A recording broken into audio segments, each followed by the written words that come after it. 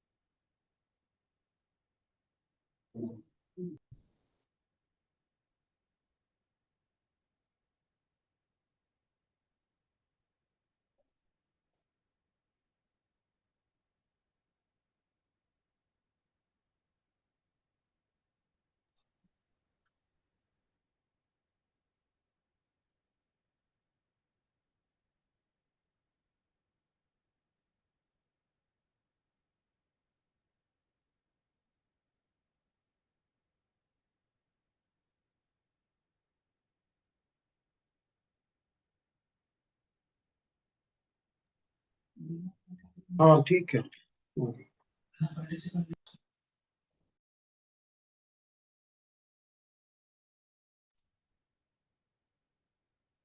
I think we should start, Manish ji.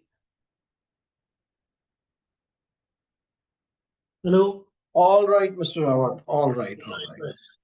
So, Sure. good afternoon, everyone.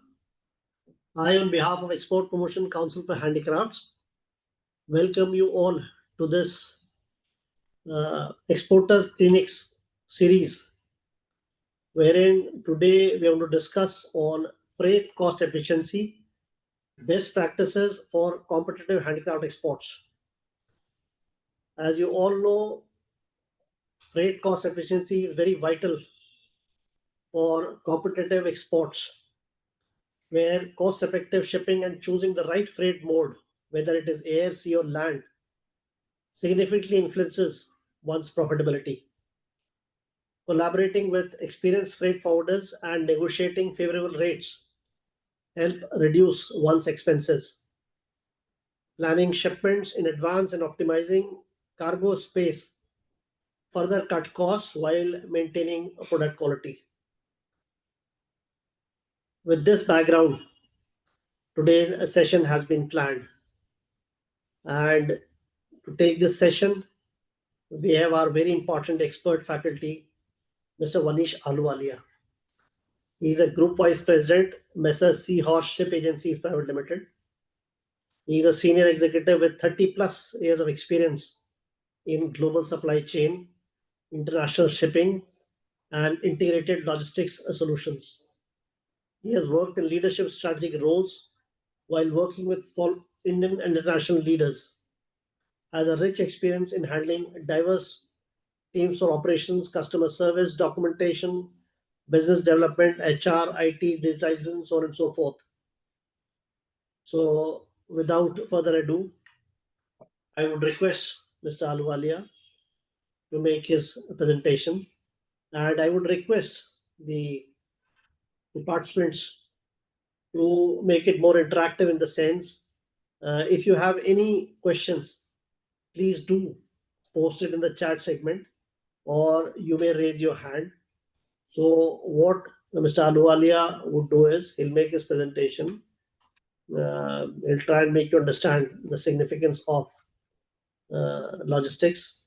And once he's done with his presentation, then probably we'll take your views, and the question and answer session will follow. So, Mr. Ahluwalia, over to you.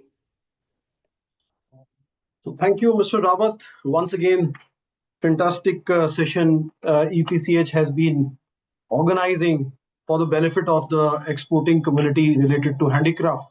So once again, my best wishes to one and all in EPCH. And welcome to this exporter clinic, all the audience, all friends from the industry. Well, I would say, first of all, good afternoon to everybody. I'm in my office right now, so I'm trying to give a small, brief presentation just to set the context. This small, brief presentation, I'll try to cover as much as possible so that it will give you a base to kind of raise your queries. So what all areas we are going to be covering, that is mentioned over here, right? Little bit of technical part also is being taken care, particularly with regard to ocean freight rate. That is an industry where I spend a lot of time, and in fact I'm continuing to spend. So let me just start. I'll try to run it very fast because it is little bit detailed. I'll try to skip it because of the time limit, but then I'm sure, covering such a vast area, maybe in 2 to 3 hours also, we will run short of time, I'm pretty much sure, because the major part, as it is said to be exporters clinic. So in a clinic, I'm sorry to say, the patient has to speak first, in the sense you have to bring your issues. So we will try to give you as much time as possible, so that whatever day-to-day issues which you are facing, you should bring over here. We'll try to give you a solution.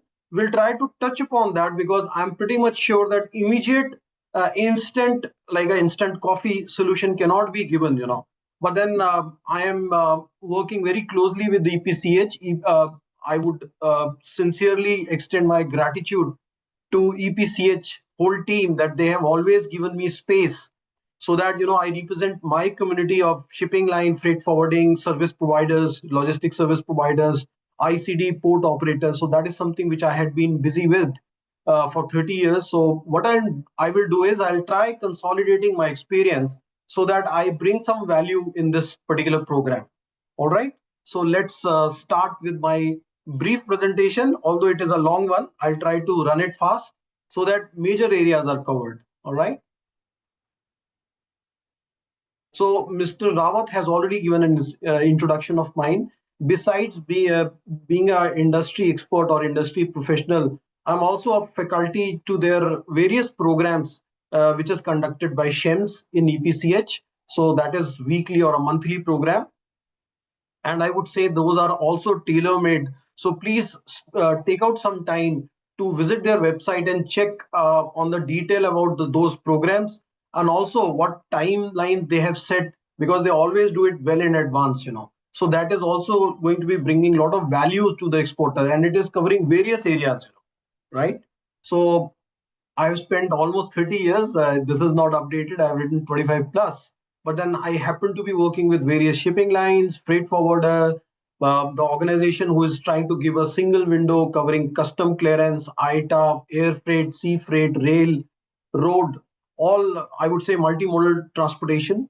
Uh, I had been also associated with port, right? So I was working with the Adani port, um, Adani group as such, and also I had been working both with the public and the private sector both, right? So I'll try to give you some kind of perspective from the public sector also, like container corporation or rail operator or port operator or authorities, right?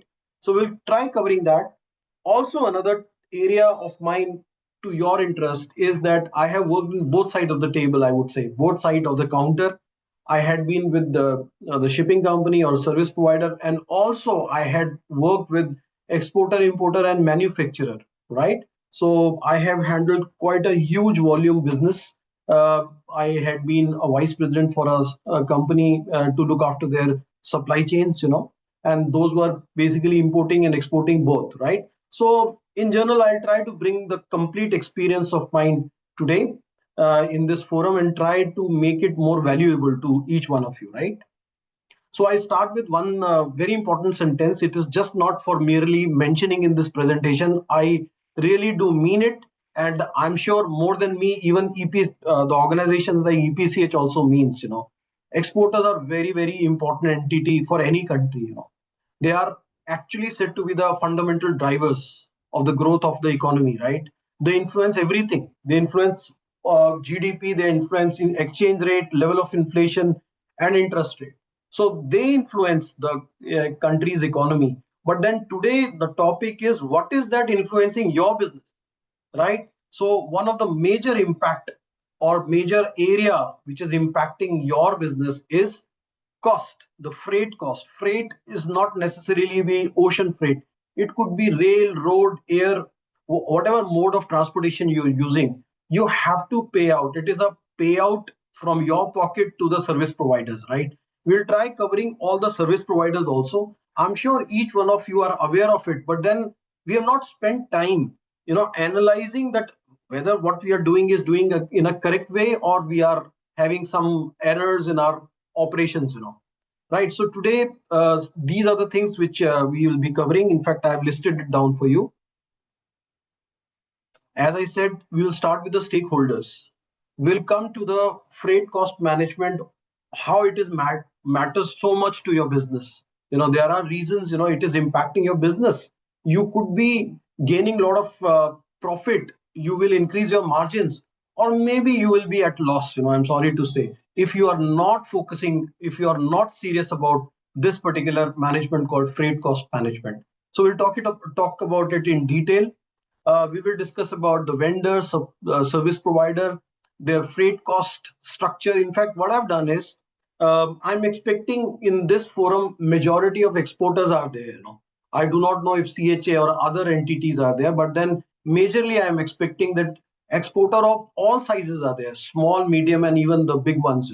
So even big ones are there. It is going to be meaningful forum for them, because it's a continuous learning process, right? So we will discuss about what all factors which are influencing the freight rate, right? So in today's scenario, there's a very huge uncertainty in the market. Every day the things are changing. We will try covering that also. At the end, we will discuss on cost optimization strategy, which is through even technology, because you cannot ignore technology today. So technology is playing its role in this particular area of freight cost management as well, right? We will discuss about it, what is happening right now, where we are leading to, what is going to be future. So we'll try touching upon that, right? So let's start. And at the end of the session, as suggested by EPCH, we are going to be having a question and answer session, and we will try to dedicate majority of the time for your queries, so that we provide some kind of a solution in this clinic. Now, just to give you some idea, these are the statistics of your own business. You are less than $4 billion as an export per annum. I'll just quickly run through, right? I have also mentioned another country name, because as I said, exports is very important as a fundamental drivers for nation's economy. Then which is the country which comes to your mind if you're talking about huge export, sorry. So China. So we have to learn few things from China also. I'm trying to make a comparison here, right? So just a figure, I'm not going to read it out for you. Just have a look at it. You will be yourself knowing where do we stand actually. I would say it's not a negative picture, but then there's a huge scope of improvement. That is something which we'll be stressing on, right? If you see the country-wise percentage share of export handicraft globally, you would see in the yellow patch, the whole of US is there. USA has been such an important market, more than 40% market share. Of all the consignment which are going globally, 40% goes to the US. It's a huge, big market, right? If anything happens in the US, it definitely affect everybody's economy today, and in particular our own business of export of handicraft. Then definitely it is dependent on the US. The second largest segment is Europe and UK, which have a share, which has a share of around more than 25%, right? So as the share is so big of these two trade lane, we have to be very specific to these areas, right? US and Europe, what actually has been happening for this particular trade lane? I would say Indo-US trade lane or Indo-European countries trade lane, right? So we will touch upon that. We will discuss what how we will make a comparison of the freight rate, and if we see the huge difference, then why the difference was there, what you have been doing during that time, what shipping line is expecting from you. So it's a game of supply and demand, but then we will be really pinpointing the pain areas, for particularly which is meant for the exporters, right? So this is the share, you're fully aware of it. I'm just giving you a picture of your own business, right? Let's come to the, this is a small comparison I've made with China. So you can have this presentation later on. You can just go through some numbers, look at the ports. They have almost around 180 port. We have 180 port. They have around 2040 ports, in together, combined together, major and minor port. China is like a huge country, although our population is more than China today, right? I'm just trying to make a comparison because this is one of the biggest, largest exporting, I would say, the hub to the whole world. So why I'm repeatedly saying that I've taken this as an example, because they're definitely doing something right, because of which they are standing today where they are. And everything boils down to the landing cost, right?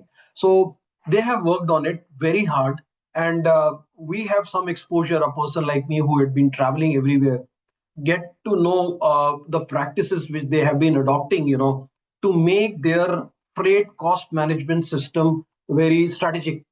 So that is something which I'll be discussing today. All right. Yeah, EPCH site. Yeah. So you can jot down your questions. Maybe do not worry about typing on the chat box. You can just, verbally just tell me later on, and we will take it one by one. So your stakeholders. Now I'm going to be covering all the stakeholders who are dealing with you or whom you are dealing with, right?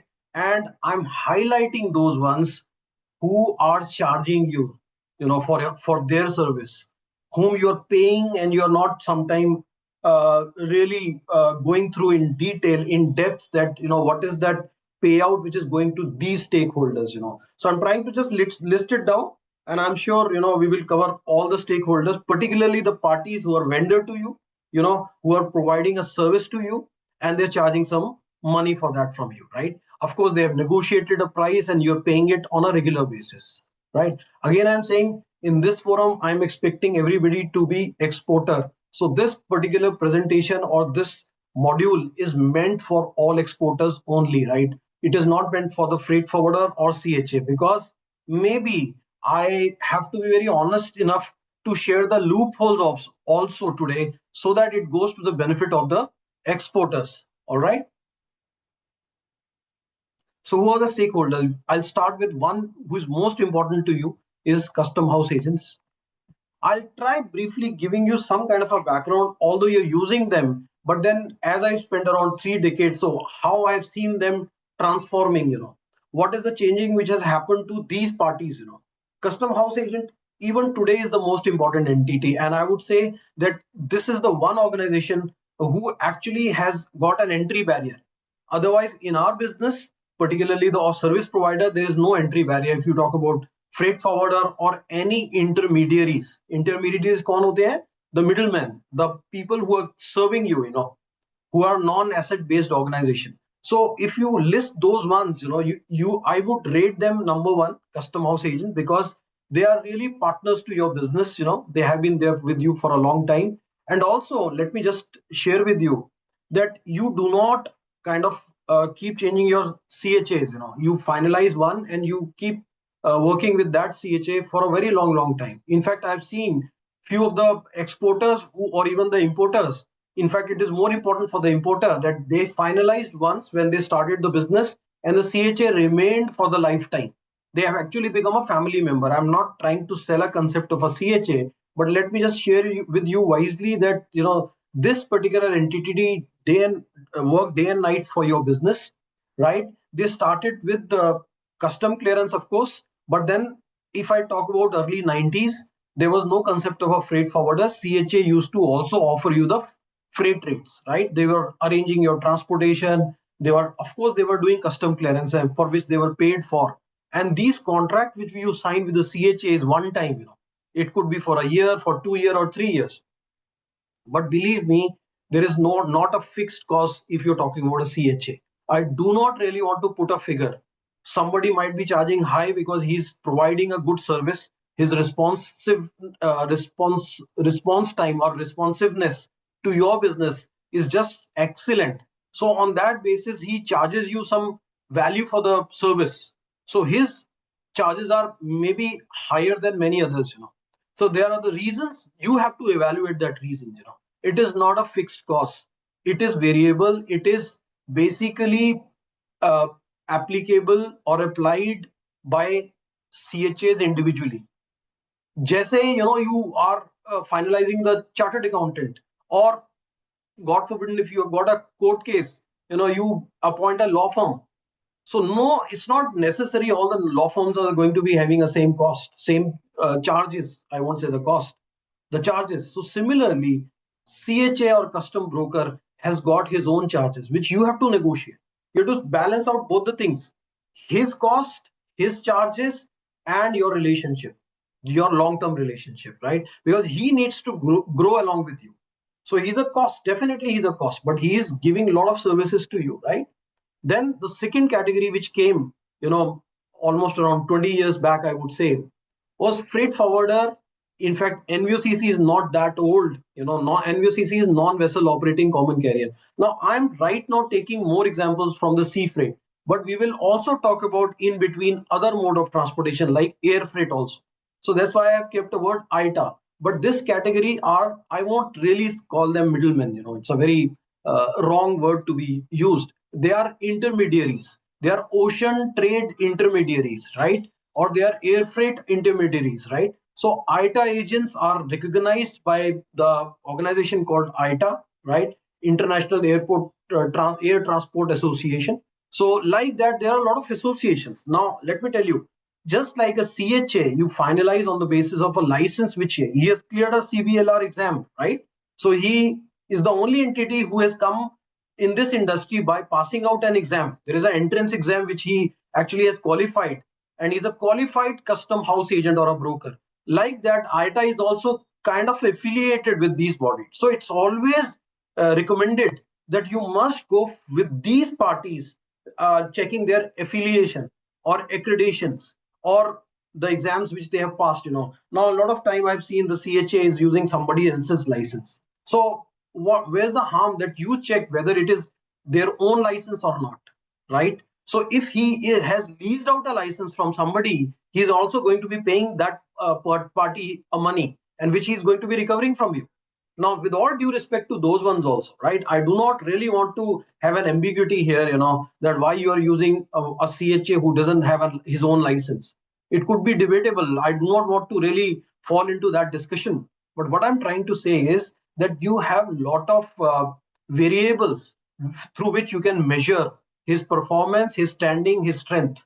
So I'm just trying to convey to you, license, affiliation, accreditation is something which you should go for whenever you are dealing with non-asset based organizations. Which are the non-assets? These are the ones which I have spoken. Which are asset based organization, like shipping line, like rail operator, we'll be speaking about that, like port operator, like ICD operator. They have invested huge amount of money, right? Their break even will be around 15 years time. So it will be very difficult to negotiate with them. But these people are non-asset, so you can always negotiate a better deal with them, right? So please note down your question. I'm sure you will be very eager to ask questions. So let's complete this thing, and then after that we will take your questions also. Shipping lines, as I said, asset based, they're very little to kind of negotiate, or only those people can negotiate who can commit certain quantities to them during a duration of time. Like for 1 year, if you have around 500 containers, they are ready to meet up with you. Unfortunately, the time is changed today. When I entered into the industry, shipping line for one container also, we used to meet the exporter in Muradabad, Panipat, Jaipur, Jodhpur, Jalandhar, all those places. So all the belts of export, particularly handicraft, I personally has visited almost all the exporters. Believe me. In fact, I'm thankful to the community which you belong to, that because of you, our career has enhanced. Because we were getting support from each one of it. 1122 containers used to fill up the ships, but that was a very different time. We used to have direct relationship, which is not there today. But then I'm going to be encouraging you to speak to the shipping line. We'll come to that later on. So there's little, you will feel that there is very little room of communicating directly with the airline or shipping lines. So what to do in that scenario? We'll discuss that out also. Transporter, generally, I have seen the exporter. I don't know why you people do not find time or do not feel very comfortable to appoint a transporter for your own business. You either give this job to a freight forwarder or your custom house agent. But then what I suggest is take out time and check what is the market rate of your transportation also. We will be covering this also in detail later on. I'm sure you will have a lot of questions, how to get the best of the transportation rate, we are the community, whom to speak to. So we'll come to that also, right? It is not an easy answer. It is not an easy question to answer you. that how you find the appropriate right transporter for your business. And that's why you couldn't find out. That's why you have given this job to the other party, like a CHA who is not actually having a fleet, but then he is doing your transportation also, or a freight forwarder who is doing it. Nothing bad in it. If you have got the best deal, go for it. But have you checked whether this is the best deal or not? That is something which we are going to be discussing today. Surveyor is not directly dealing with you, but then you must know that the payment you make, for to an ICD or to a shipping line, there is a cost factor which goes to the surveyor who's sitting there preparing all the documents. These are all legal document. Whenever there is a mishap, whenever there is an accident, survey report is very essential document even for the courts globally, right? So this surveyor is also an entity who has got an entry barrier. He is a licensed surveyor. So you must know that, because a small factor of your payout goes to the surveyor, but you are not paying directly to them. It is being paid through your CHA, freight forwarder, shipping lines. Consolidator, I'm going to be emphasizing on LCL business, less than container load, because too many exporters are there, EPCH member who are small size exporter, and their shipment is also not FCL. They are sending LCL consignments, because LCL any day can absolutely beat air freight, right? So in order to avoid your shipment to be routed through air freight, you are bringing into sea freight through this mode of LCL movement, right? So we'll be discussing that also once we will discuss on the structure of ocean freight. As I said, ICD, CFS, or multimodal logistic park, all these operators you are not directly dealing with. But there are certain exporters like rice exporter whose volume is big. They are directly dealing with the ICDs also, and those ICDs are performing various services. Uh, not necessarily only providing ICD services. They are picking up their consignment from the factory. They are doing transportation. They are even doing custom clearance. So they are trying to give a package service to them. But then it is only demanded from the exporter whose volume is very, very high. But yes, few people are dealing directly with the ICDs or rail operator, but then most of the exporters are dealing indirectly with an ICD, because either your CHA is involved or your freight forwarder is involved. Same goes for the airline also. You hardly deal with the airline directly or airport authority directly. You have in between the organization which I mentioned, who is taking care of all your operations, right? Container train operator is a very important concept which you should understand, particularly the people who are dealing in FCL and also in LCL. Because unlike yesteryears, where in the previous years, we used to make the payment to one public sector called Container Corporation, right? Which is a government of India entity. But then they have a public tariff. They will not negotiate with you.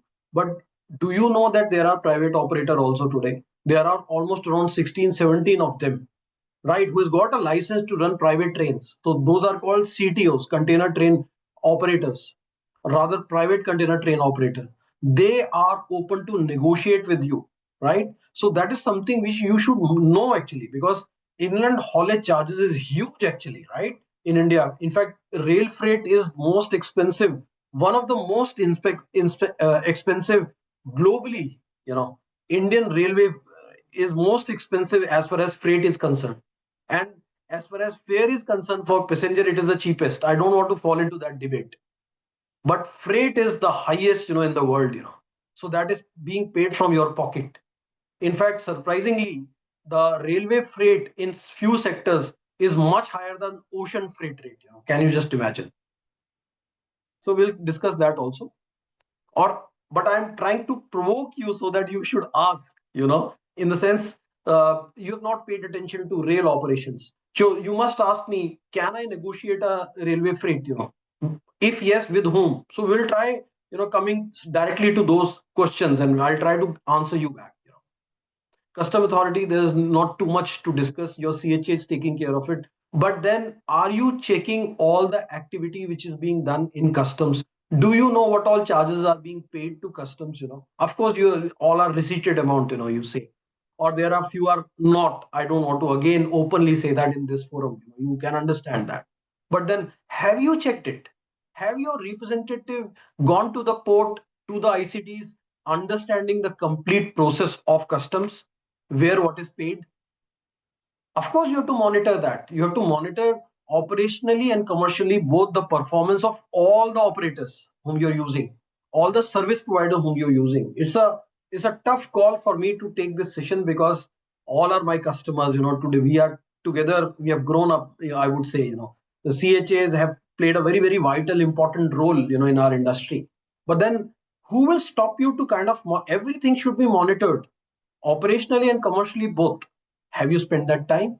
So that is a few things which we are going to be discussing.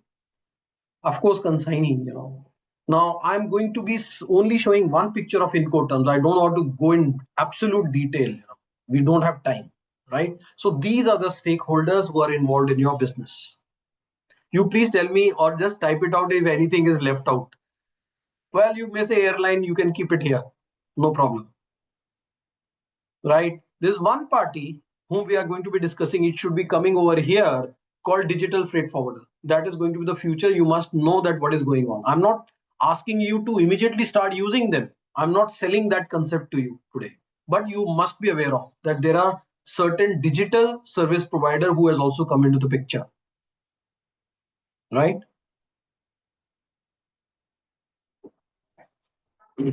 So let's cover rest of the presentation. Why I'm discussing more of ocean freight, I spend more time.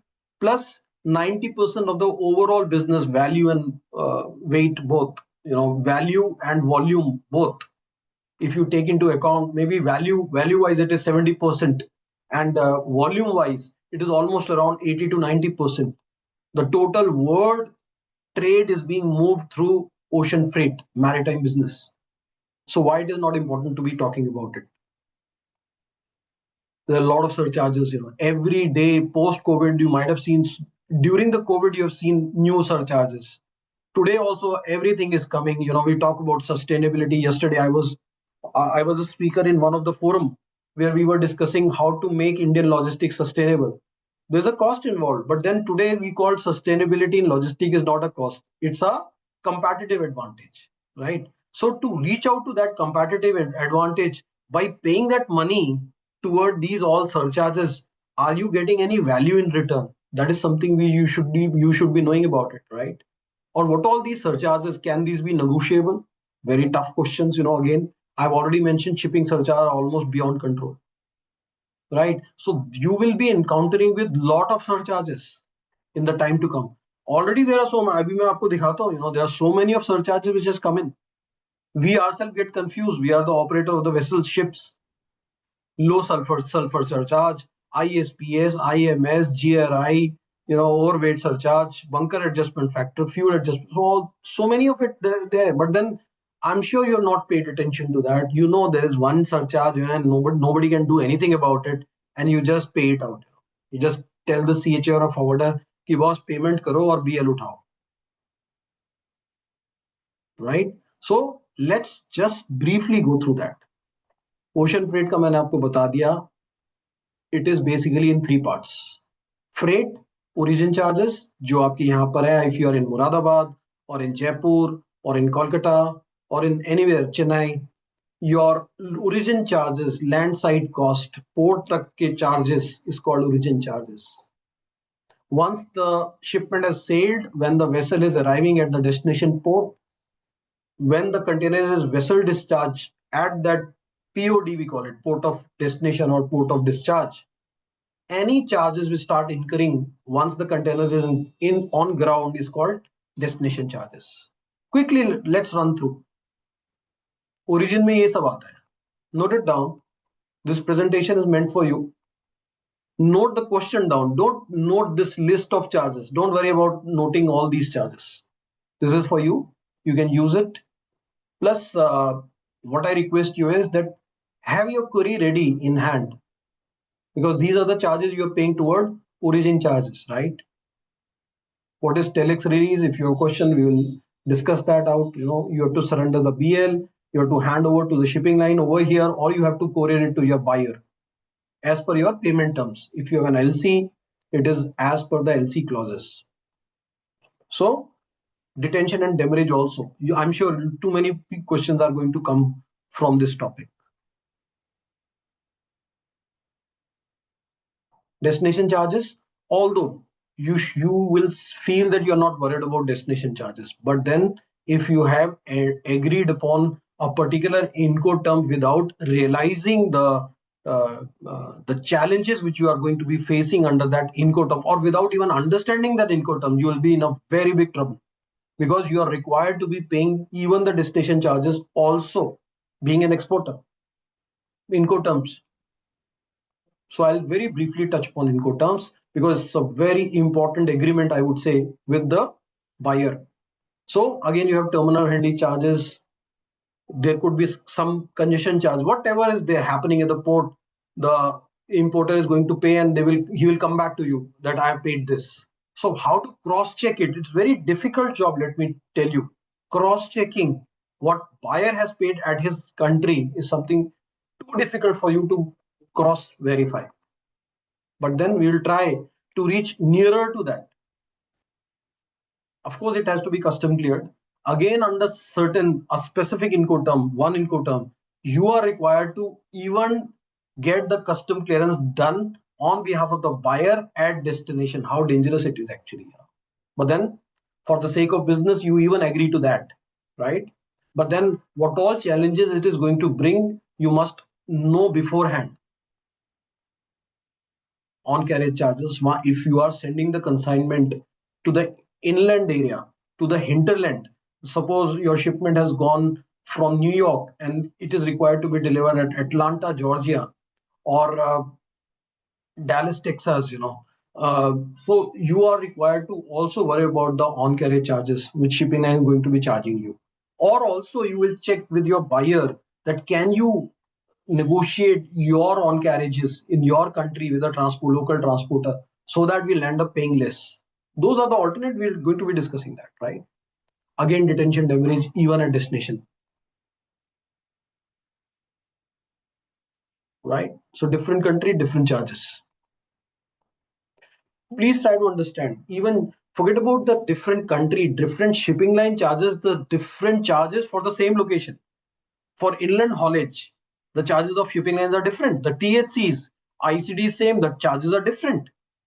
So you are living in a very difficult world actually, because there is no, this is called arbitrary charges. Arbitrary means jiska jo chahega wo charge karega. There is no lobby being made among shipping lines. They can charge whatever they want to. There is no regulatory authority also, unfortunately, right?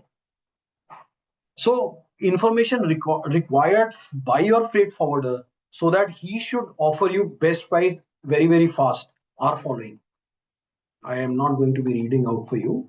These are the ones which I have listed, which should be known to you before you approach any service provider, a shipping line, or from a company you want to take the rate offer. Right? So this should be very immediately ready with you, because this is something which is expected from the service provider like freight forwarder or your CHA. Terminologies, you are aware of it. I don't have to really, I'll very fast go through. If anything, terminal handling charges, that these are the costs which are incurring against your shipment when it is being handled within the ICD or a CFS or a port or a terminal. Means cargo aaya, it got offloaded, or your factory stuff container aaya, then it got offloaded, called lift on lift off charges, then movement from the stacking yard to the rail siding, then loading onto the rail siding. So there is an expense, which has incurred, that is called THCs, right?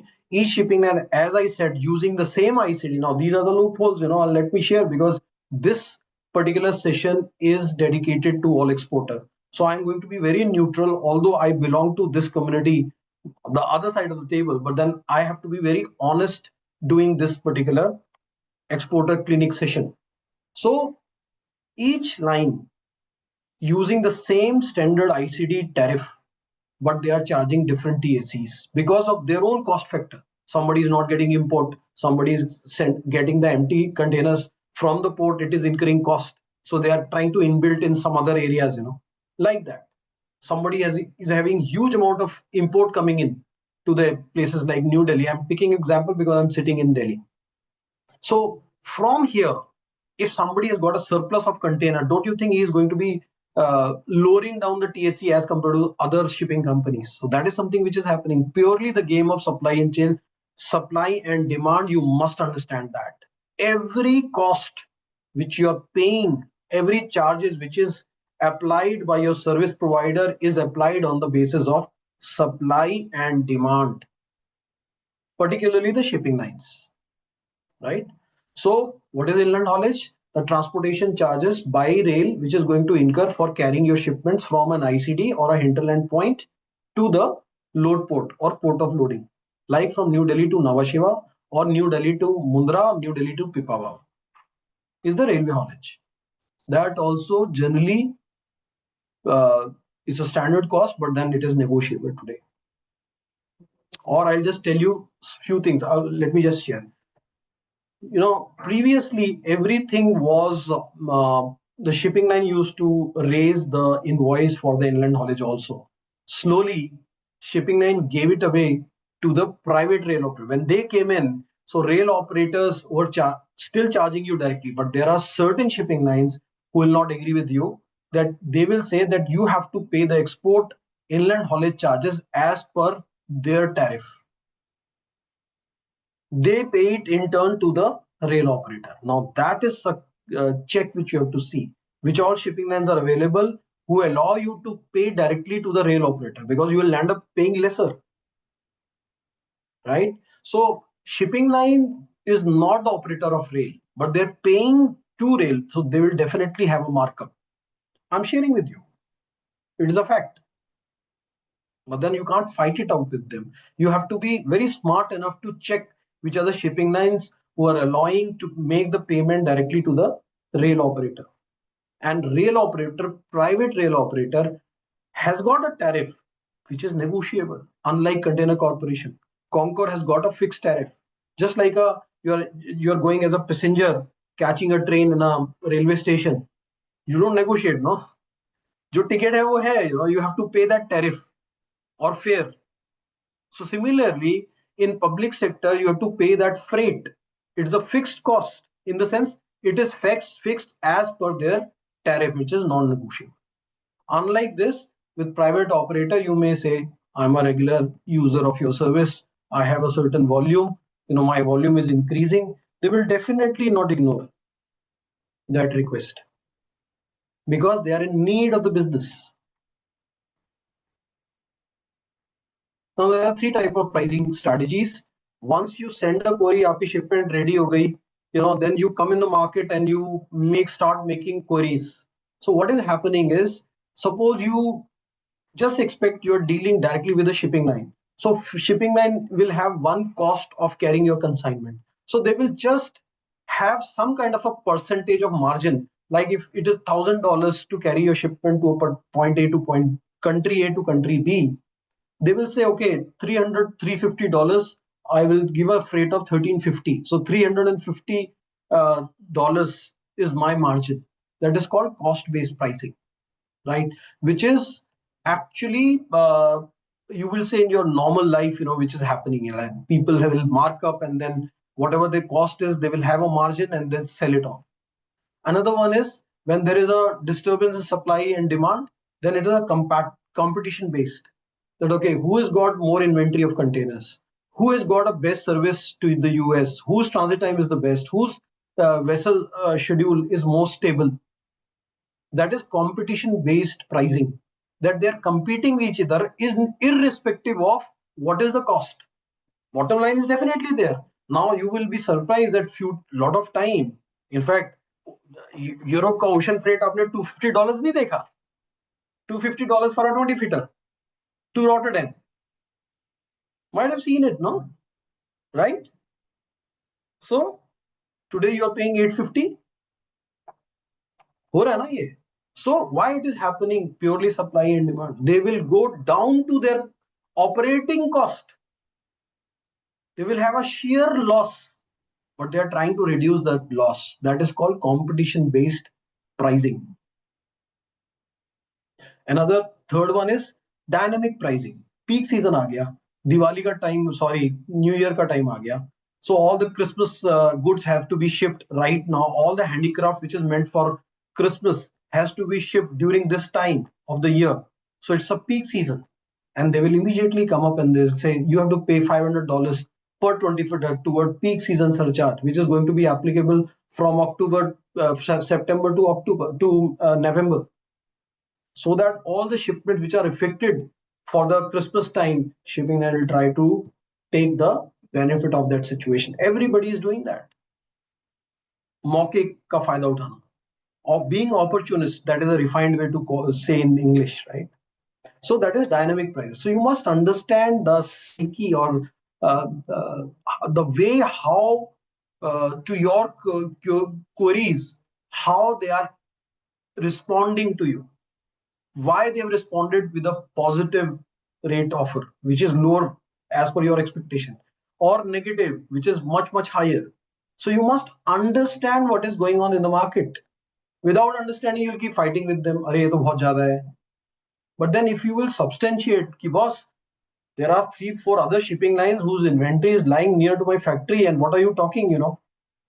So I can pick it up from there. If you have that knowledge available with you, nobody's going to be fooling you, right? I'm just giving an example. I could be wrong, but I'm just through this example, I'm trying to convey to you that you have to make yourself completely aware of the situation. Let's move it fast.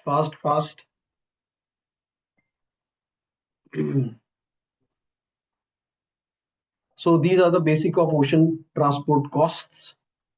Similarly, for air freight also, the cost is just like these ones only. I will immediately jump into the surcharges. You see, Europe ke liye, these are the list which I am charging right now. Now you will say whether it is negotiable. I'll answer you. Don't worry, I'll answer you. So these are the standard charges. Now new thing has come called ETS, emission trading surcharge, which is related. European Union has imposed a surcharge. This is the cost to basically, which is paid to comply with the standards of European Union toward the sustainability or toward the carbon emission. जो carbon emission पूरे world में हो रहा है उसको comply करने के लिए this is the charge which is being imposed by the shipping line, €27 for a 20 footer, maybe the double for a 40 footer. It used to be €52 and €103 for a 40 footer. Mandatory usage surcharge. I don't want to really go into the detail that what is this charge stands for. Definitely there is some definition given, but then what I am again trying to tell you is every damn thing is, sorry to use this word, is negotiable in the market. Like your buyer negotiate irrespective of what is happening in your market, in your country, what is the economic situation, what is the political situation. He'll say, this is my rate, boss. You are ready to ship the goods to me at this rate, I'm going to be paying. And landing cost, he'll be asking you, land karke kya cost aa rahi hai, ye bataiye aap. So you also have to do the similar activity, isn't it? Everything is fixed. Your buyer knows कि एक factory चलाने के लिए क्या खर्चा होता है. What is your raw material cost? He is fully aware of it. But then he'll negotiate. Similarly, you have to negotiate. You will say, what is the inclusive rate? I can't pay this. He will say $2,500. No, $2,000, I'm getting it. These bachpan wala practice, so you have to do it, to negotiate. It's a simple negotiation like that. But this time, the smart thing is that you know what is going on in the market. So how to know those things which are happening in the market, I want to share a little more about that. Sorry, I'm taking a little more time. So these are the surcharges. This is just meant for you. You can just have a look at it later on. You can see container imbalance charge. Vietnam में import नहीं आता तो export में MT reposting होती है. Those charges like Vietnamese dong, 1,160,000 Vietnamese dong is being charged by the shipping lines. So what shipping line will try to do, what all charges are coming on their way, they will expect the exporter or the importer has to bear it. So they will try to convey through these surcharges. Bunker surcharge, because the crude oil price is fluctuating. Fuel efficiencies are the fuel adjustment factors. There are currency adjustment factors, CAF, right? Because the currency is also, US dollar is also fluctuating. So to ensure that they are not in loss, they will putting this surcharge, not from today, for 20, 25, 30 years, they have been charging BAF CAF. Because the market is fluctuating, they will go in loss actually, and a lot of shipping line has gone in loss. Let me show you one picture, a little bit dangerous picture, but I'll still show you actually. So this is something which I prepared for you. Can you just imagine Europe? Now this is, I want each one of you should pay attention to this. Look at it. Europe ka cost jo tha, it has increased by 560% if you compare it with 23 24 to 24 25. Why? What happened? I'm sure everybody is aware of it. Red Sea crisis. Just seen red, 300%, 186%. How can you justify this increase? Is your buyer going to agree?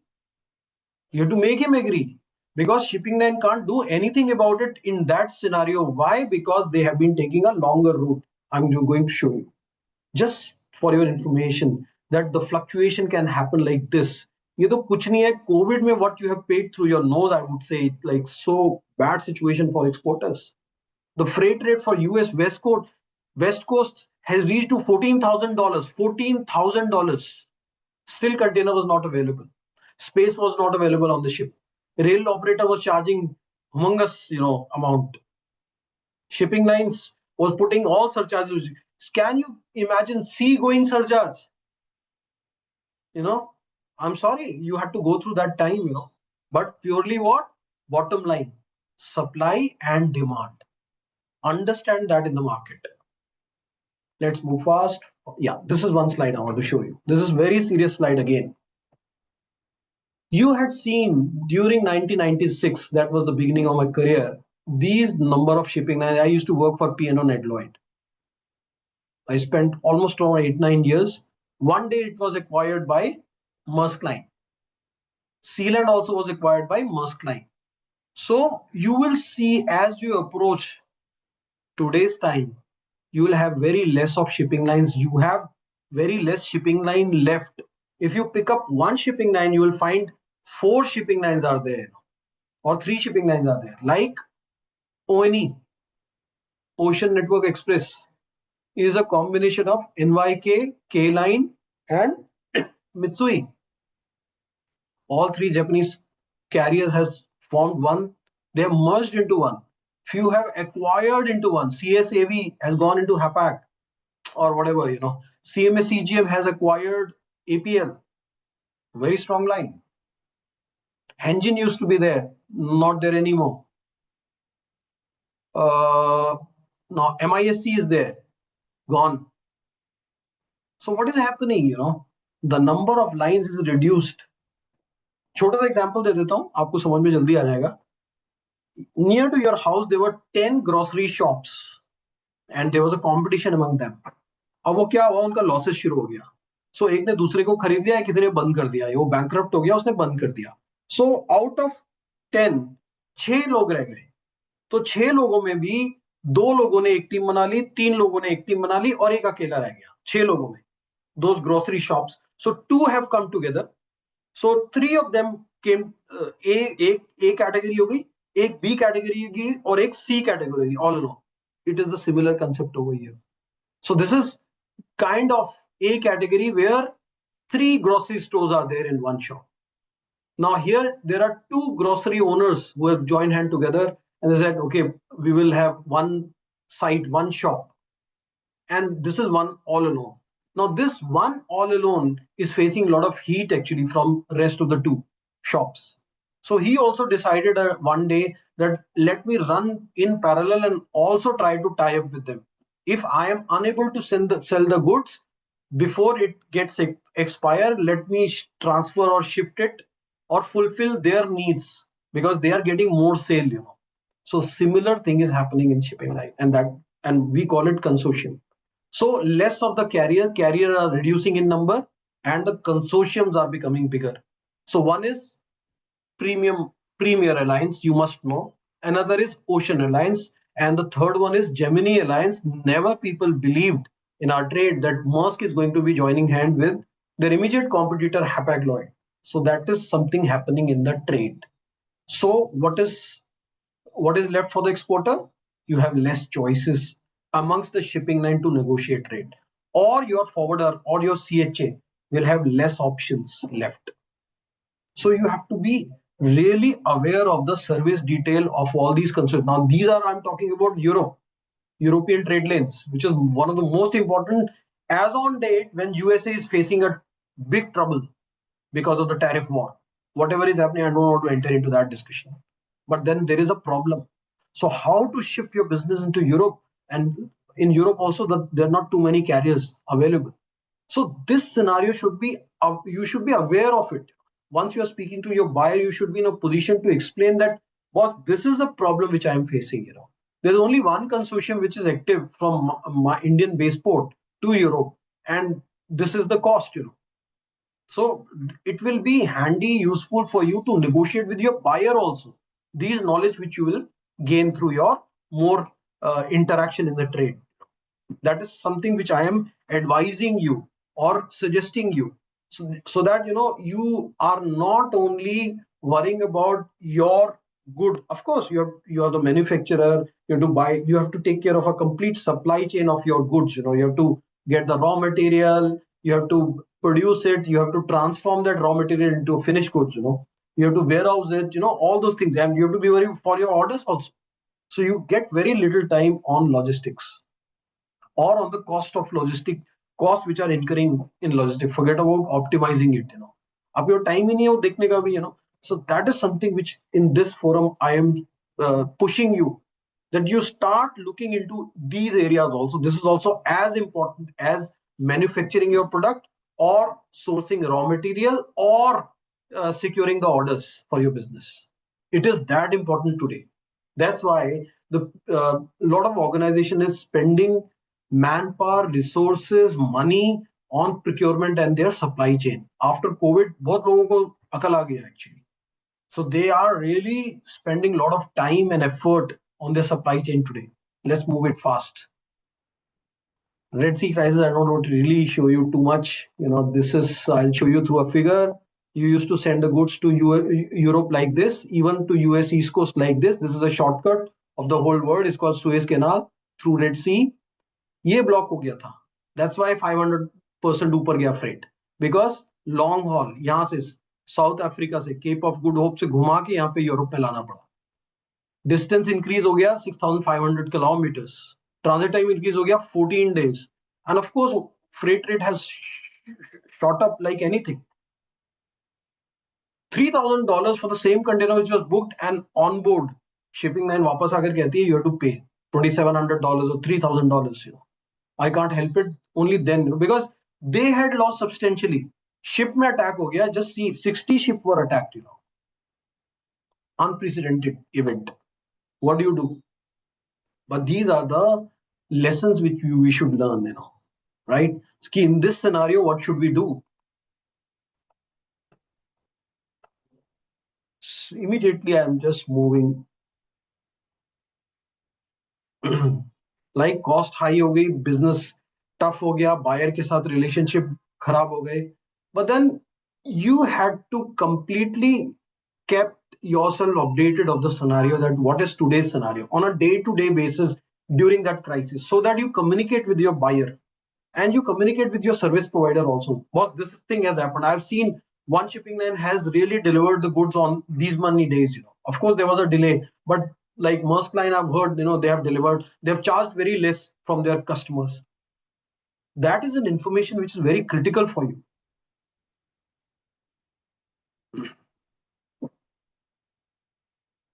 Okay, I'll come to that questions, no problem. Let's do verbally one-on-one. I don't want to be, this is something very bookish. Of course this has happened, but I don't want to really read it for you. Time is very less. Now, this is something which I prepared, very easy for you to understand. In fact, I'm going to be asking you questions before you ask me. Now, I want to ask you, when I started my career, the owner of the company of an export house used to be involved in negotiation, with the, of course, shipping line used to be approaching the exporter. But today's time, you will say, "Arey, shipping line to aati nahi hai." But then who stops you as an owner of the company to negotiate with the CHR or freight forwarder or a NVOCC. I'll explain the concept of NVOCC if we get time.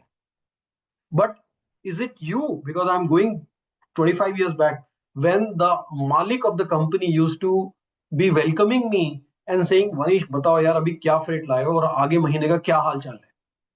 What is the scenario which is, and I used to be like a partner, used to tell everything, such a transparent, honest relationship which we used to be having it.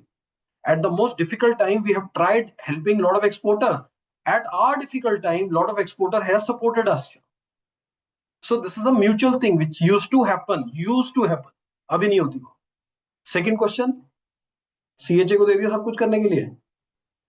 Is everything being negotiated by your CHA? He's doing custom clearance, transportation भी वही कर रहा है, GSP भी वही बना के लाता है और ocean freight भी वही ला रहा है. कोई shipment में problem हो गई, कोई demurrage detention लग गई या BL गुम गया तो उसकी भी कोई फीस लगा दी shipping ने, उसमें भी आपने CHA को ही डाल दिया. So is that you're too much dependent on CHA? You have to analyze that because most of the exporters are. I'm not saying it is bad. If CHA is dedicated to you and he is working as an organization, as a part of your organization, fine. That close partnership is welcomed. But most of the cases में होता नहीं है. So you have to monitor their performance operationally and commercially both. Freight forwarders, CHA you cannot change regularly. CHA is going to be freight forwarders, still you can change. Not every day, but most of the time, because of the basis of the freight rate which he's bringing in. So you will have a list of 5 होता है ना panel, अपना panel बना हुआ. You will have around 2 or 3 or 5 freight forwarder. You will only have one CHA. You cannot have a panel of CHA. Freight forwarder का आप panel बना सकते हो 3 या 4 जो आपकी location में most active है. Active means who are having the best deal with the shipping. I don't want to go in detail कि वो rate कहाँ से निकाल कर लाते हैं और कैसे निकाल कर लाते हैं. That is their baby now. Because shipping line not approachable to you. So you are relying on forwarder. Who stops you to have 3-4 forwarders and negotiate directly instead of through your CHA, even for the LCL shipment? Who stops you? Nobody. Make a panel. कोई आपका team का बंदा directly involve होता है freight लेने के लिए या वो भी CHA के ऊपर ही डाल देता है कि भाई वही फ्रेट बताएगा और गाड़ी चलेगी हमारी. Has your in-house resource spoken to 3-4 freight forwarder? Has he taken a pain? Because I'm giving you example because there are successful exporter also who are through these practices, they are negotiating the best deals. They have a resource in their office. Let me give an example. I don't want to name anybody here. There was one stone exporter. Stone her type का जाता था उसका, granite or some statues and something like that. See, we as a shipping line really do not worry with what we are carrying. We call it freight all kinds. हर चीज जाती है container में. So this guy appointed one smart girl who used to call all shipping lines, all freight forwarders, and on a regular basis maintain an Excel sheet. Because उसका volume ही 50 container महीने का था, maybe more. So it was required badly because freight rate fluctuation used to influence his business on a daily basis. He used to either earn or lose because of ocean freight rate. उसके stone की cost तो same ही है. That is not fluctuating, no, in the market. वो होता होगा साल में 2-3 बारी, but freight rate तो यहाँ तो रोज ही change हो रहे हैं. So he used to make one girl keep checking the rates, and end of the day he said कि लाओ बेटे क्या है आज का rate दिखाओ क्या लाए हो. So he used to maintain Excel sheet. I've seen it myself. What a smart exporter he was. So he himself was involved. He put in one dedicated resource. मैं ये नहीं बोल रहा कि आप एक बंदा रख लो. It's not viable, it is not very cost effective. Maybe in a smaller export houses, you can't afford to have one dedicated person to be only negotiating. But the solution is at least have one common resource, maybe from accounts, maybe from operations. Have one person in addition to his duties or roles or assignments, present assignment, he can at least call up, and check what is the freight rate going on. I'm not saying you have given him a responsibility of negotiating and booking the shipment directly. But what I'm saying is just to keep a check on what is happening in the market. right? So this is something which I have seen people doing it, and you may say कि अरे rate ही पूछते रहोगे तो दूसरा party भी बोलेगा कि where is the support? So in between, you can always tell your CHA that you divert this business to this forwarder. That control must be in your hand. Do not completely be dependent on freight forwarder or CHA. It is your own consignment. You have to get involved because freight cost management is a strategy which you should kind of find out the best suited way for your business. Now, even if people you're not supporting, now I've seen it, particularly freight forwarding mein hota hai, they will say, "Arey, if ek aur aa gaya forwarder, forget about it. I don't want to meet him. Why should I meet? I don't have time." Fine, you might be very busy, but once in a while, try to see one new face. There are a lot of companies shutting down, a lot of companies opening up in freight forwarding, mind it. So to keep checking who is the best one amongst the whole lot in your location. Now, let me tell you, freight forwarding maybe there are three categories. One is multinational, DHL, FedEx, UPS, DSV, freight forwarding companies, multinational, they are operating in 180 countries with their own office and with their own people. You have small multinational freight forwarding company. Uske baad you have little smaller than those MNCs, Indian freight forwarding company. Also, you have a briefcase wallas who is a one-man show, and he'll say, "Sir, I've got a rate." Now, don't ask him that from where you got a rate. You are interested in the rate, that's all. And of course, the wise way for him to do business with you, कि जो commitment करी है वो निभाएगा उसको. That is most important. What is freight forwarder's job? To get a booking from the shipping line. Actually, maybe few others are adding a lot of values. They will do custom clearance, they will do transportation, warehousing, at origin, at destination on the basis of Incoterms. Fine, you are compelled to use DHLs also because in the US or in Europe, you don't have any representative. Your CHA is not there. That's why you are dependent on DHLs. If you had your CHA operating there, you will probably have given that business also to you. Just joking, right? So, no harm in calling a shipping line sales guy. Don't say, "Arey, he will not attend my phone." Usko bolo, "Arey, we are giving business to your company. It might be coming through a forwarder, but let's catch up once. Check on his steering schedule, on his inventories, on the competition, on future, what called new services they are coming up with. Do not only rely on the freight forwarder or a CHA as a source to give you information. Keep meeting shipping lines whenever possible, wherever possible. I'm not saying it's too easy, just call them up and he's going to be driving into your office. It may not happen, but then try finding occasion to catch up with the shipping line person so that you get first-hand information, I would say from the horse's mouth, that what is happening. ये freight cost इतना क्यों बढ़ गया है? Red Sea crisis का क्या होगा आगे? Are you going to be charging this, throughout this month? Like that.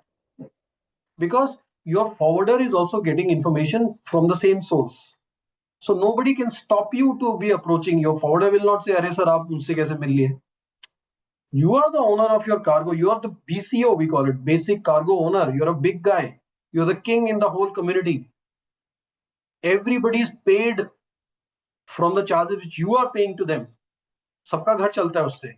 ICD वाले का, ट्रांसपोर्टर का, शिपिंग लाइन का, everybody, they may be very big in size, but then you are paying, to everybody. It's your payout which goes into the pocket of all service provider and all operators, I would say.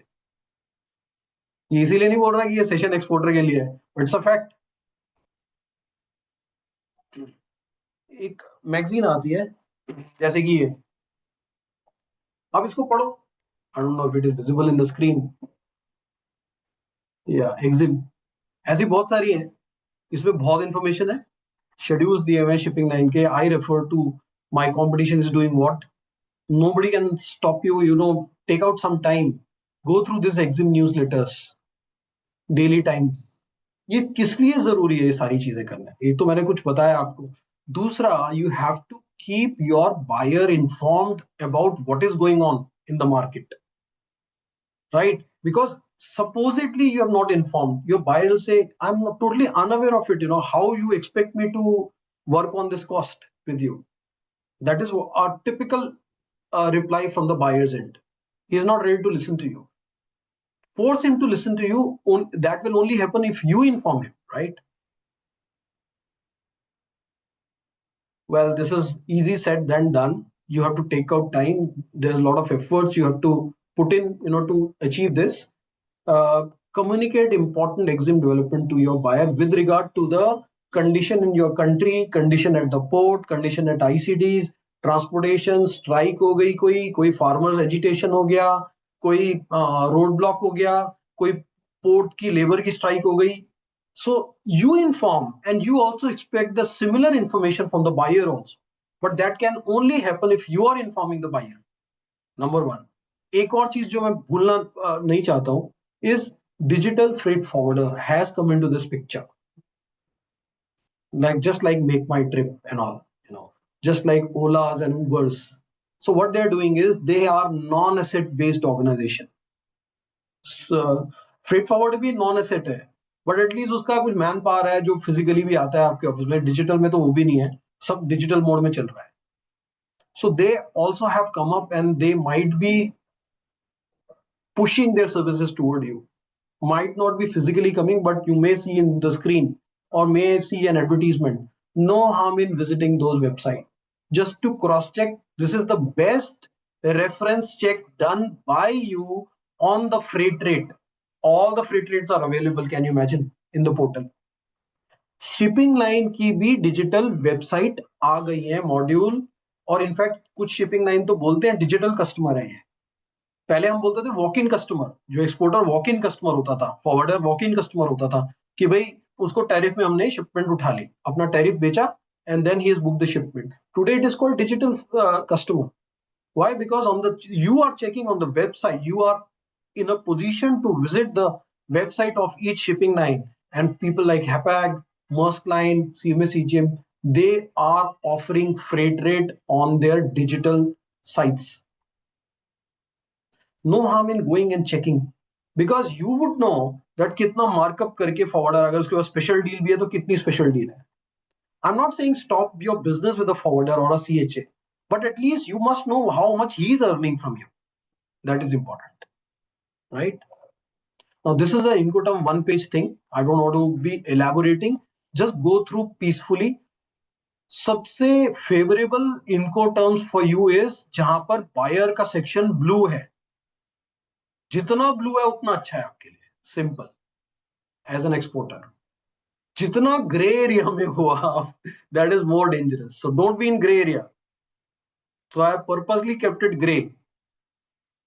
कुछ लोगों ने तो ये भी grey कर दिया, means custom clearance at destination और unloading at destination here, called DPU. I don't want to elaborate on this. This is not Incoterms program or a session, training program.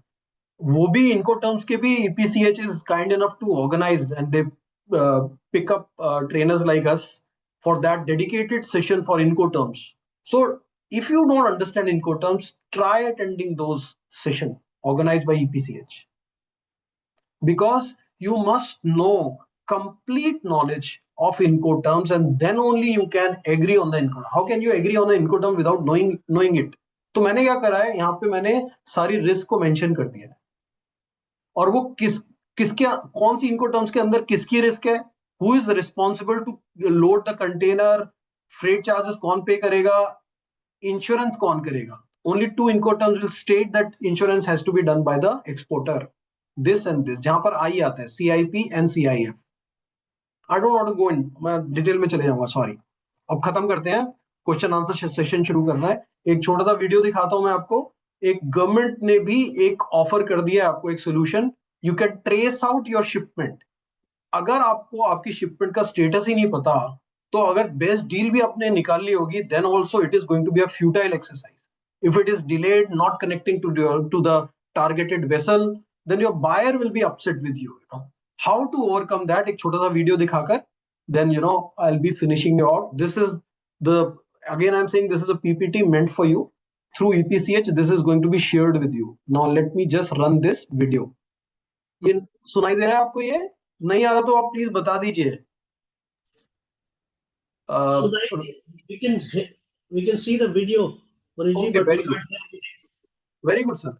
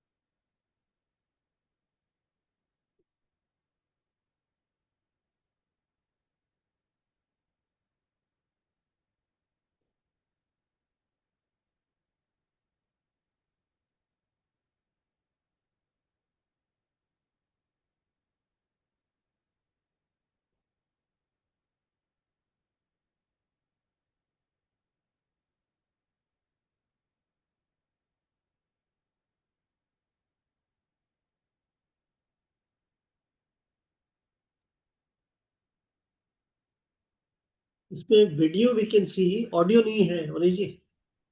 हाँ जी. Video we can see, but Okay. audio is not there. Oh, I'm so sorry. Actually, I don't know. Anyways, So, sir, I will not be worried because this is going to be shared with all the participants. So that is okay. They can later on have a look at it. It will be very meaningful for them to just go through this small clipping. right. So we are done with your presentation. Yeah. So what I'm just at the end, I want to show you one thing, that what our product I'm showing you, you can visit this website and trace out your shipment, and it is free of charge. It is offered by Indian government. So this is called logistic data bank. All the detail of your shipment is being stored, and you can access that, where your shipment is actually moving, lying at the port, on the road, on train, everything is visible, right? I do not want to go to the technology which they have used. So I'm very thankful to EPCH for conducting this exporter clinic. I would say we must appreciate by round of applause, So thank you very much, EPCH, for this export clinic. And now this is a question and answer session. Or Mr. Rawat would like to add something, let's hear him out, and then we will start with the question and answer. Thank you, Manoj. Thank you very much for that very detailed and insightful presentation that you made. Now, the last slide that you just showed is the website is www.ldb.co.in. I Yes, think sir. that Yeah, is this the one. website. Yes, correct. Yeah, this one. www.ldb.co.in. Yes, I'll share this thing. Don't worry. I'll give more detail about the website so that they can just enter the container number, and on that basis, in fact, I wanted to do a trial run, but then time is limited. I wanted one of the audience to give me a container number, and we could have checked live, but I think it will take time, so we'll just leave it there because we want to take up as many questions as possible. Right. So what we'll do is now, thank you so very much. Now we'll straight away go to the question answer session. Yes, sir. So I think we have participants. Some of them have raised their hands. So I'll go one by one. We have Anindita Chaudhary. Can I just stop this share and come to the... Yes, please do. Please do. Sure. Please do. Right. Yes, sir. Yes, please go ahead, sir. With your Yeah, permission, we will follow. yeah, Anindita, you have a question? Please go ahead and Yes, ask. so this is a, I mean, this is a very first level question. It was a wonderful presentation. And thanks to EPC, I've been part of their course also. Sir, I'm just starting my, the first stage of export. And I have had my client who's an Indian, and I'm sending it to Spain. So now a lot of problems are happening because this is the first time I'm doing, so I'm very jittery. So I would like to understand that for a first time starter who wants to send a sample, just a sample, and she's saying no monetary transaction. How do we, at their end, I am not clear as to, because the buyer needs to understand that what are the taxation, what are this and all that. Whereas I am aware, but I don't have a clarity. If I am using a UPS, will they give us an end-to-end service for how much the customs clearance of that country, for what should I do? Because the client has been already, he has faced a situation where the customs has blocked their product for 3 months and is not in a very good, healthy mind frame, and has reassured me that, are you sure your sample is also not going to get stuck? It's Spain, I'm sending something. So this is the first time, and I'm very eager, anxious, as well as curious to understand what should I do, what should be my stand. Sure, Anindita madam, it is not only you who has to go through this. All the exporter who has become a very big export house has gone through this at one particular time. So don't think that you're the only person. Everybody has to go through this, and you have a lot of anxieties, when even you are not sending first shipment, but you're sending the first sample. So to send the sample, you have to understand that you have to first of all make a measurement of your sample, and you have to analyze that whether it is going to be going by through courier, which is express movement, which is through DHL or UPS or FedEx. So you have to get in touch with them. You have to provide a complete description of your goods. In fact, I have shown you one slide. Please go through that, where I have mentioned that before, if your shipment is ready, what all information you should be having with you, so that you get an offer. So fill up that and send it to people like UPS or DHL, right? You can always speak to them directly. If not, that also suits you. What I suggest, which location you are there, ma'am? You are located which place? Pune, Maharashtra. I was thinking of using the India Post also, Yes. but I don't know whether, she's telling me use multiple services. I know which is, I want to know which Do is faster. I do want to one know. thing. Do So one that, thing, ma'am. yeah. You wherever you are located, I'm sure you can catch hold of a CHA or a custom broker. He is going to be very handy for you, because he will be providing you all sorts of information with regard to small shipment. See, there are different way. One is Indian Post, one is courier, which is express. Number three is less than container load. Even 1 CBM of cargo can be shipped out as less LCL cargo. So, but then for that particular thing, you have to take the assistance of a CHA. Now you may ask me a question, sir, मैं CHA को locate कैसे करूं? So that also is not a simple exercise. You have to visit the nearest ICD or a CFS of your place, and then try to find out which all the main CHA are operating at that particular ICD. Or you speak to another exporter who is from your area, because irrespective of the commodity, I'm sure all the exporter are using the services of a CHA. So he can always guide you that you speak to this particular CHA, so that CHA will help you out to find out the most suited way to ship your good, whether it is going to be India Post, courier, or LCL mode. So in this initial start, I was just thinking that, CHA is taken by those people who are already having a good amount of exports and all that. Why would a No, CHA try to help a person who's just... no. Don't think like that. You see, they are also far-sighted. They would also like your business to grow so that they can make money later on. So they will definitely help you out. Do one thing through EPCH. Kindly contact me. I'll help you out in finding the best solution. Thank you, sir. That would be really great. Sure, we'll do that. Thank you, Anandita. Thank you very much. Now we have Deepak Kumar. Hello. If any participant is okay to come on the screen, they are most welcome. Yeah, Mr. Deepak Kumar is there.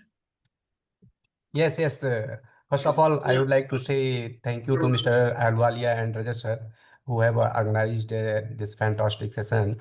And one of my biggest problem is that we are doing all the export on the nomination basis, and forwarder is already assigned by buyer, and shipping lines are not providing the container on the shipper PDA. This is the biggest problem, and they are charging more and more. You can say that 20% extra, 20 to 20 30% extra. And we have approached EPCS for this cause many times, but didn't get any proper solution. So I think it would be taken very meticulously, that so that we can tackle this kind of problem. Yes, Mr. Deepak, you're not the first person to ask this question, and this is a very important question which you have asked. Most of the exporter has been facing this particular problem whenever there is, we call it nominated shipment. Yeah, Whenever there is exactly. a nomination of a shipment, you tend to pay much more than to the service provider who is appointed by the buyer Buyer. as compared to your CIF business where you have finalized the forwarder. The only thing which you can do is go back to your buyer and request him that I have my own arrangement to get the shipment booked from through a particular line, and I am getting a better deal. You can even send a comparison, to them. I know still he will say no to you, but then if that helps you, please do that exercise. Number one. Number two, that particular service provider who is operating in your area, who is being nominated by the buyer, have a meeting with him, call him to your office, say that you have got free hand cargo also, right? And do not only worry about this particular nomination. You please look at it in totality. I'm ready to even negotiate rate for my other business also. So if that suits him, maybe, I'm not saying for sure he'll kind of reduce it, but looking at the other portion of the business, he may kind of offer you the local charges which you have been paying. So otherwise, it is too difficult to handle this situation. Or most importantly, for all the exporter, that whenever you are finalizing a deal with a buyer, please get this clarification made that whether they are going to be appointing a service provider. If yes, who is that? Which is that company, and what all is going to be the origin charges? That has to be discussed with the buyer pre-shipment, not post-shipment, please. In fact, pre-shipment means that at the time of entering into an agreement with the buyer. Yeah, at the time of negotiation, like costing aspects, that Yes, you we have to need to be pay as this smart much. as your buyer is actually. Exactly. Because buyer has decided everything on its own, but you have not decided. Yeah, So one thing fine, you're a supplier to the buyer, you cannot dictate your term, but you can make him understand that, sir, I've got an excellent relationship locally with all other shipping line or other forwarder. I have been using this. I have seen it. There is a very big exporter in Panipat. Believe me, he was having an export of 140 fitter a month. He used to get nomination, and he used to convince his buyer that I have got a better arrangement. And also he used to put across to communicate with that buyer. It's not that it is going to happen with all the parties like this, but then he had that strength of convincing the buyer to allow him to use his own service provider.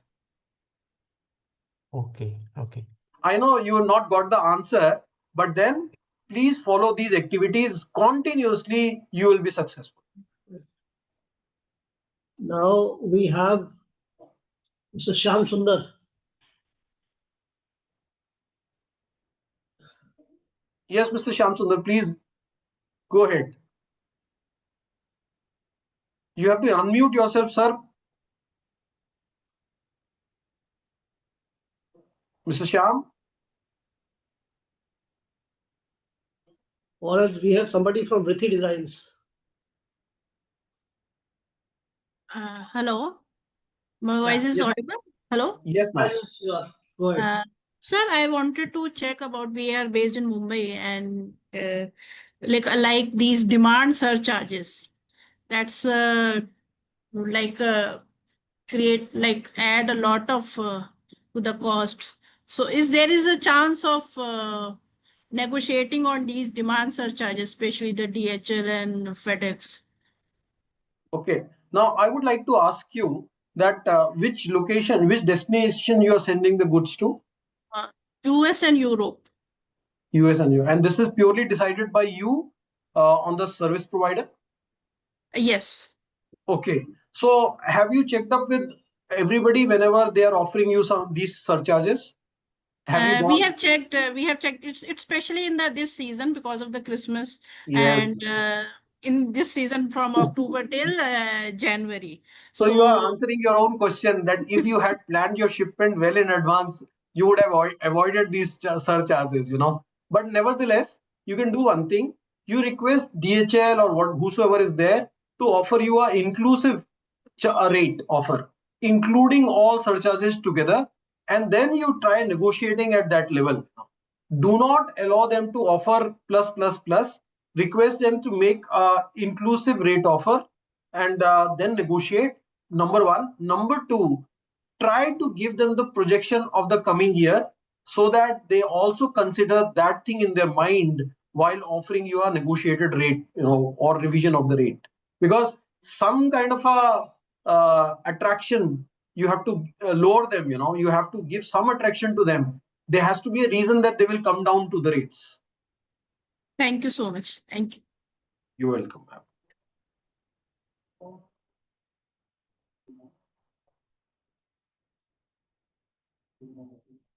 I could see Mr. Rawat, the chat boxes. Okay, Mr. Sham is there. Yeah, let's hear him out.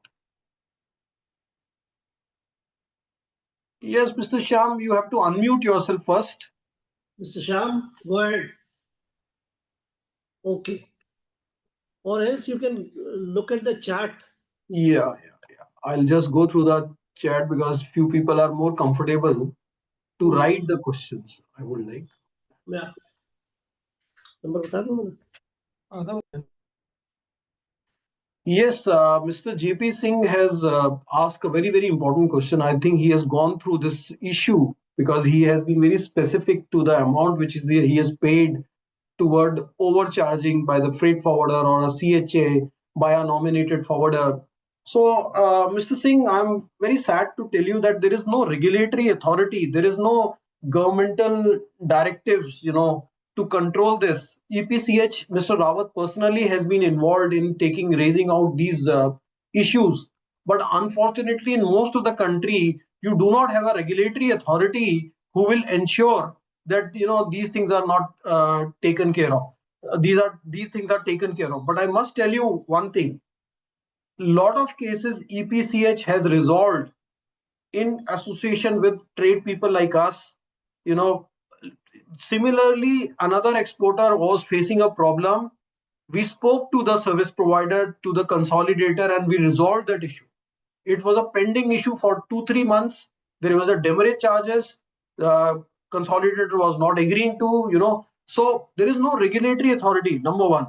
Number two is, of course, EPCH remains very busy with a lot of other activity. They cannot resolve all the problems. But if it is a pertinent problem where nobody is hearing you out, please raise it at the level of EPCH. What EPCH does is they come to the industry and they try resolving within the industry. That is the only thing which I can think of right now. What, you can move ahead to the next question. Yeah. Harsh.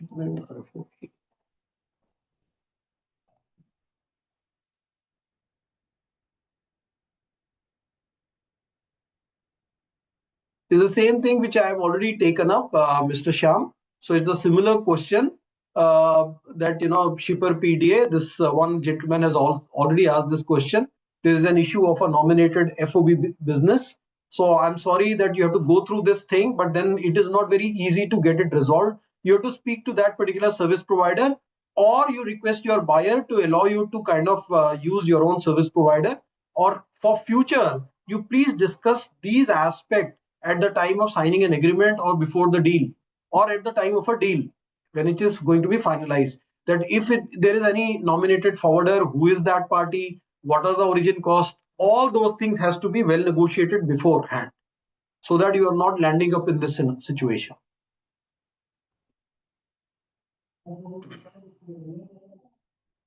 So I don't see, Mr. Rawat, any other question. I have taken up these questions. Still, we will wait for some time.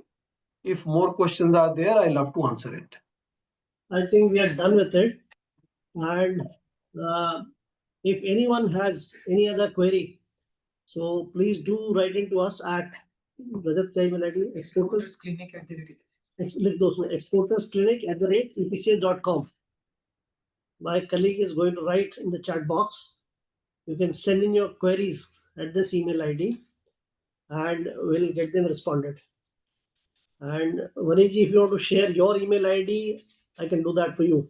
Yeah, so what I've done is, sir, in this presentation, the last slide where I've mentioned thank you, I've shared my okay.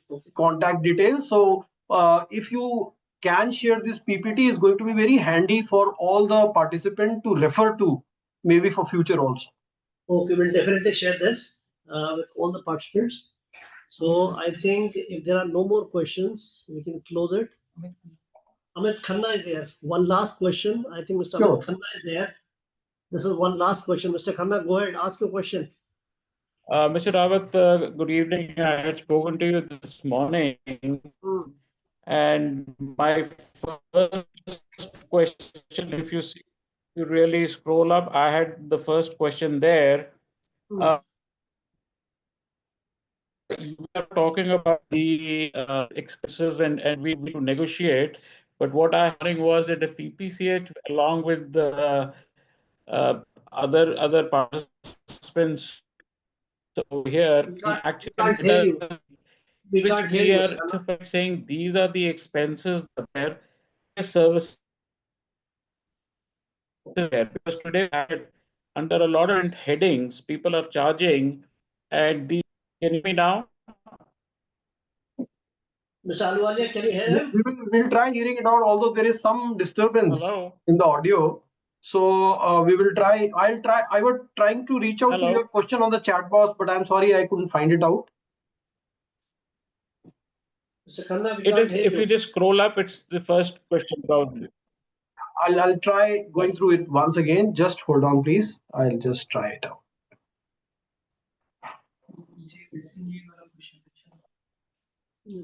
Yeah, I could only see the question starting with Mr. JP Singh and Mr. Dinesh Gupta, Mr. Shashank, and I could not see. I had that. Can you copy paste that if possible once again, if it is there with you? You have sent it, right? Okay, just a minute. Yeah. Yeah, I've just sent it again. Yeah, I've got it. Just a minute, Mr. Khanna. I'll just go through that.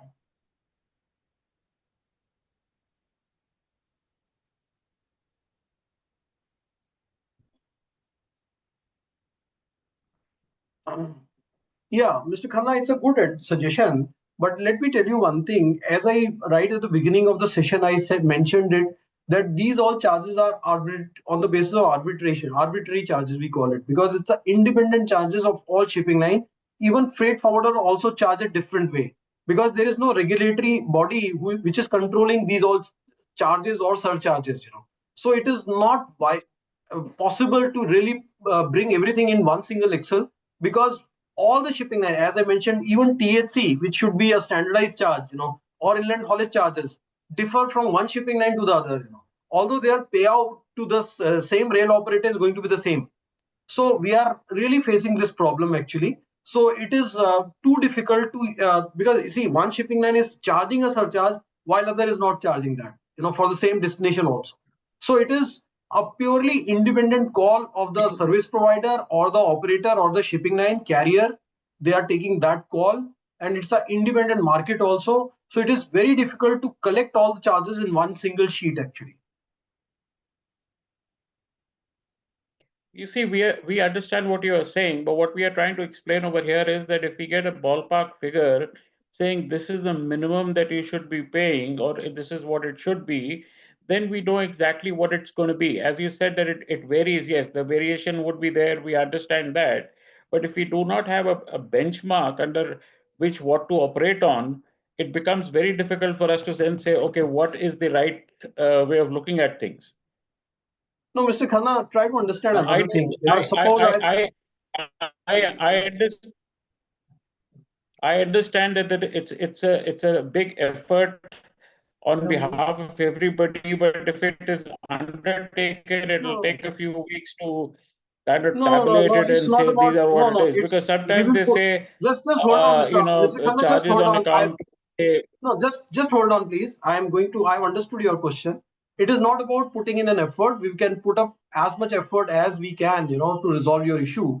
But the only thing is, even we come up with a ballpark figure also, that also is not going to be helpful, because that figure will not be tallying with the real life, the shipping company or forwarder which you are going to be using. Either it could be lesser or higher, So we will be in our trouble actually if we even mention some surcharges, because you will find that somebody is charging way too low, and next very day you will find another operator whom you are forced to use are charging something very high. So to get a ballpark figure also, we do not have a source to get it You see, actually. that's exactly Thank you, Mr. Ahluwalia. Thank you very much. Now, I think, hello. Yes, Mr. Rawat, please go ahead. Yeah, hi. Hi. I think if we are done with the questions, I mean, we are really running short of time. It's been more than 1.5 hours. So thank you so very much, Mr. Ahluwalia. Thank you, Mr. Khanna, for joining us. And I would like to thank the participants who joined us. As I said earlier, I mean, you have our email ID, exportersclinic@epcs.com. Social. Please write into us at exportersclinic.com, and we're going to share the presentation with you with the details of Mr. Ahluwalia. So thank you once again. Thank you very much for joining. Thank you.